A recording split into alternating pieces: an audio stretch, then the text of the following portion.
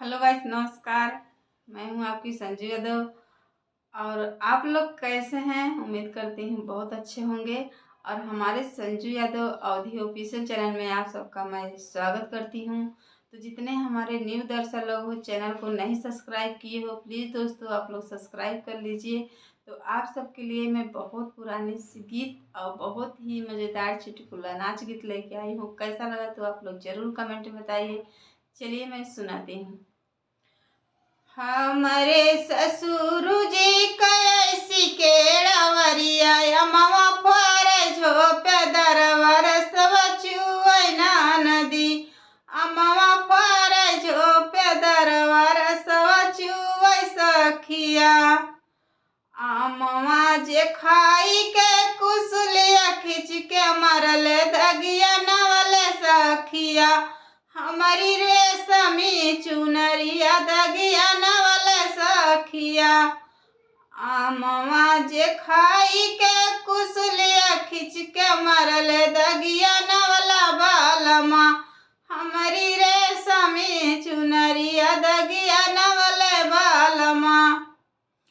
सासु मारे तनवा नदिया मारे तनवा तनवा वो नहु मारना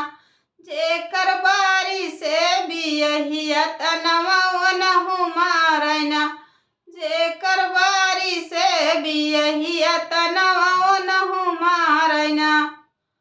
हमरे ससुर जी कैसी केड़वरिया अमवा फर झोपे दरवर सब चुवै सखिया अमवा फर झोपे दरवर सब चुवै सखिया अमवा जे खाई के कुसलिया खिंच के मरले दगिया नवले बालमा हमारी रेशमी चुनरिया दगिया नवले बालमा हमारी रेशमी चुनरिया दगिया नवला बालमा जेठ मारे तनवा जेठनिया मारे तनवा तनवा वो नहु मारना जेकर बारी से बियहिया तनवा वो नहु मारना जेकर बारी से बियहिया तनवा वो नहु मारना अमवा जे खाई के कुसलिया खिंच के मरले दगिया नवले बालमा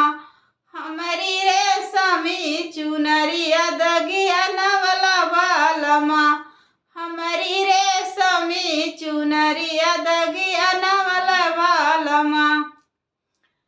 देवर मारे तनवा दरनिया मारे तनवा तनवा वो नहु मारना जेकर बारी से बियहिया तनवा वो नहु मारना जेकर बारी से बियहिया तनवा वो नहु मारना हमरे ससुर जी कैसी केड़वरिया अमवा फर झोपे दरवर सब चुवै सखिया अमवा फर झोपे दरवर सब चुवै सखिया अमवा जे खाई के कुसलिया खिंच के मरले दगिया नवले बालमा दगिया नवले बालमा हमारी रेशमी चुनरिया दगिया नवले बालमा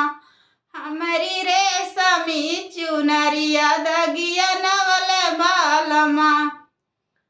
सैया मारे तनवा सवतिया मारे तनवा तनवा वो नहु मारना जेकर बारी से बियहिया तनवा वो नहु मारना जेकर बारी से बियहिया तनवा वो नहु मारना अमवा जे खाई के कुसलिया खिंच के मरले दगिया नवले बालमा